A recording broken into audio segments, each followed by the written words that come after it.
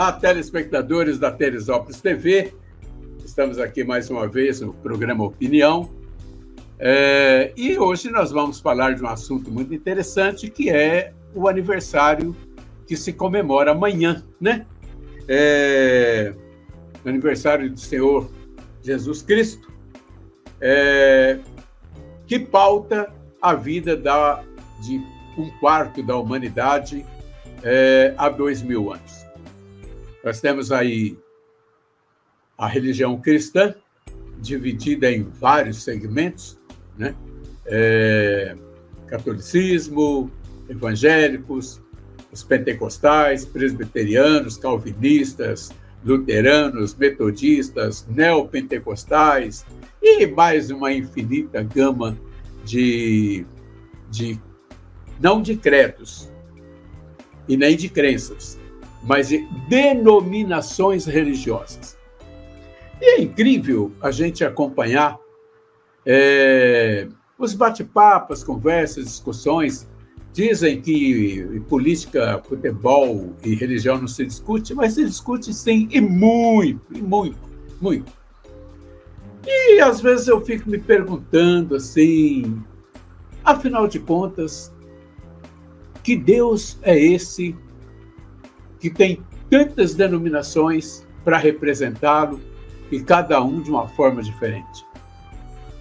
Às vezes eu fico me perguntando se Jesus realmente veio para trazer a paz, o amor, a dedicação do ser humano ao outro ser humano, quando a gente pega o tanto de guerras e o tanto de pessoas que foram mortas nos últimos 2000 anos, isso passa muito a casa dos milhões de pessoas em nome dele.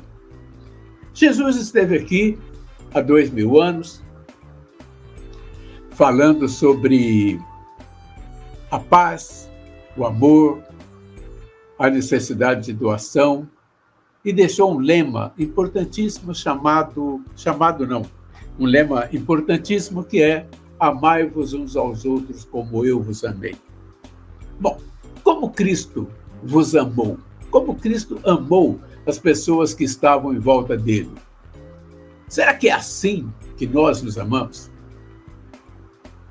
Será que Cristo aprovaria o Malafaia da vida? Será que Cristo aprovaria o Edir Macedo? Será que Cristo aprovaria os padres pedófilos?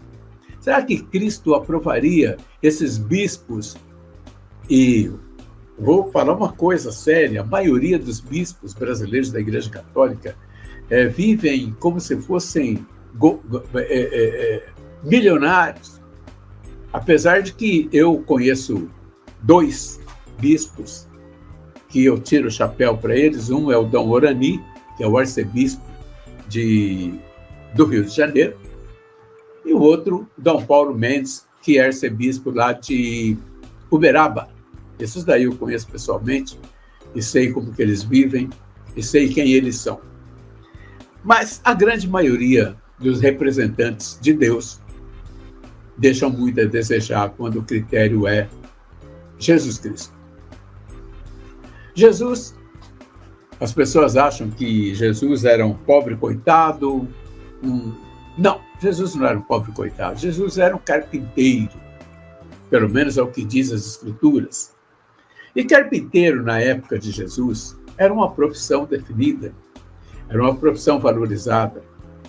Afinal de contas, que ironia, né? Quem é que fazia as cruzes para os romanos? Os carpinteiros.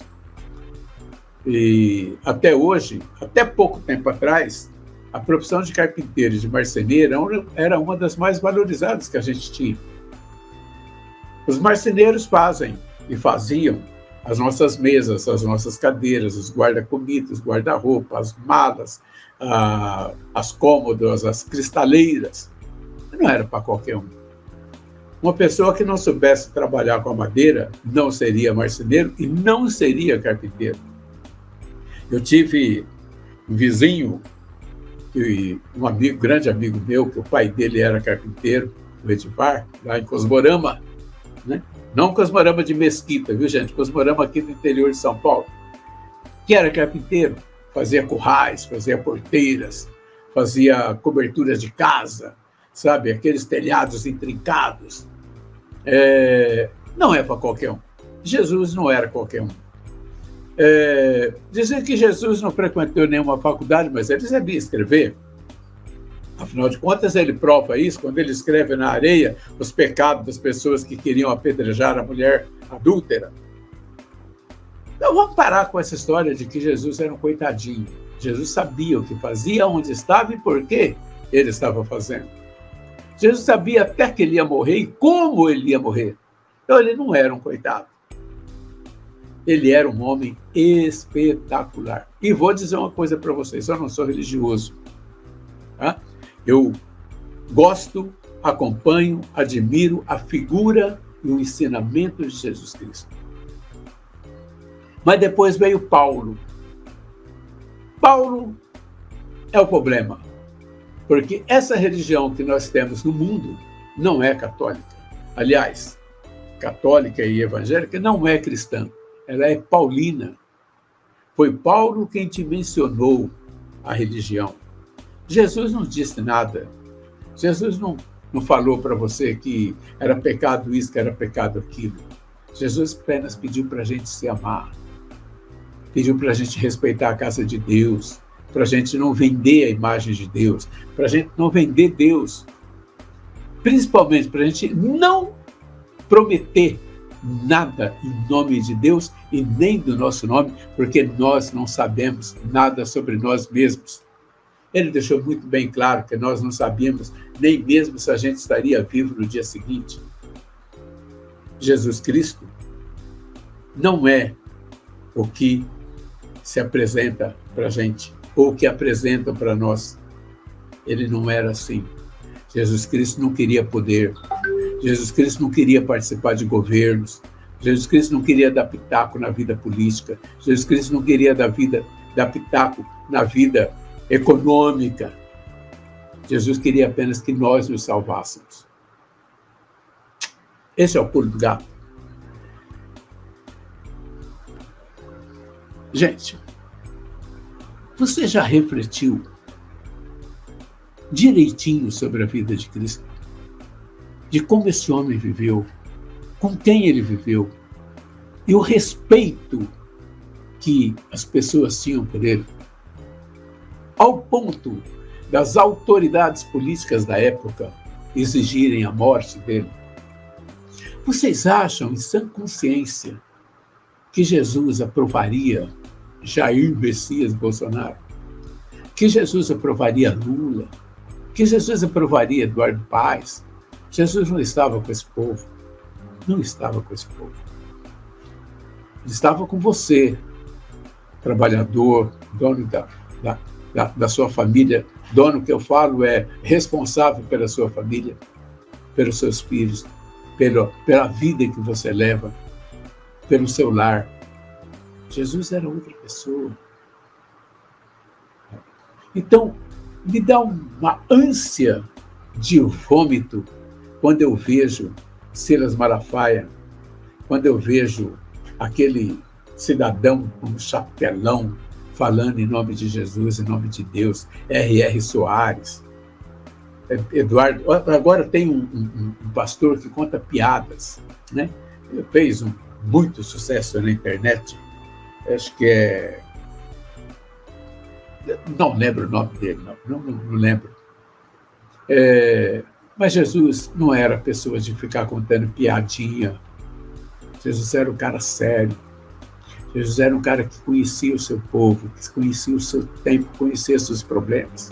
Jesus era tão inteligente e tão importante e tinha tanto conhecimento do tempo que ele viveu, que ele se recusou a ser político. O único ser político que tinha no grupo dele era Judas Iscariote, que o traiu, que o vendeu por 30 moedas. Que eu acho que os políticos continuam nos vendendo até hoje. Nós somos essa massa de manobra que os políticos vendem. E que as igrejas vendem para os políticos. Você acha que Cristo aceitaria de sã consciência, gente, que os seus apóstolos nos fechassem? Olha, eu tenho aqui na minha igreja 10 mil ovelhas que representam 10 mil votos e custa tanto para apoiar, para essas 10 mil pessoas, para eu, pastor, convencer essas 10 mil pessoas para votar no fulano, para votar em você. Você acha mesmo que Cristo apoiaria isso? Você acha mesmo que Cristo apoiaria que um cidadão, uma empresa que fatura milhões de reais, pague salário mínimo para os seus funcionários e ele, dono, viva nababescamente bebendo vinhos, que uma garrafa de vinho paga o salário mensal de 20, 30 funcionários dele? Precisamos parar para pensar.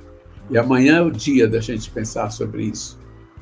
Pensar no que Cristo faria se ele estivesse aqui, hoje e agora. Qual seria a sua postura diante de toda essa insanidade que nós estamos vivendo? Não é para encher a cara de cachaça, é para refletir. Pense sobre Jesus.